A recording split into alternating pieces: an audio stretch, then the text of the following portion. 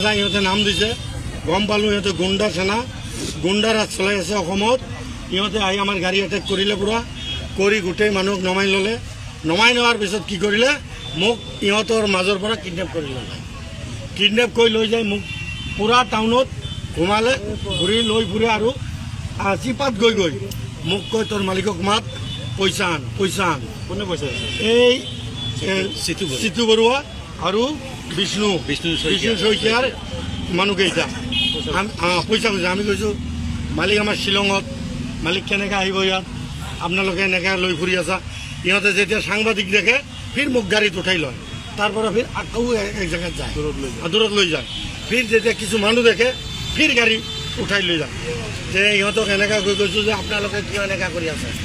আমি অসমৰ দেশী মানুহ হয়, আমাৰ অধিকাৰ আছে নে নাই ইয়াত কাম কৰা। আজি যদি ভাৰতৰ পৰা ইংলেণ্ড লৈ, আমেৰিকা লৈ, ডুবাই, চৌদি আৰব কাম কৰিব যাব পাৰে, আমি অসমীয়া আৰু দেশী মানুহ হৈ ইয়াত আমাৰ অসমতে কাম কৰিব নোৱাৰিম। এইটো কি কথা? আপোনালোকে এনেকুৱা কৰিব নোৱাৰে। ক'লে কেলা তহঁতে কিহৰ অসমীয়া, তহঁতে মিয়া কেলা, তহঁতে বাংলাদেশী, কেতিয়া বাংলাৰ পৰা আহিছে, বাংলাদেশৰ পৰা কেতিয়া আহিছা। ইহঁতে এনেকৈ বহুত হেৰি কৰিলে, কৰাৰ পিছত আমাক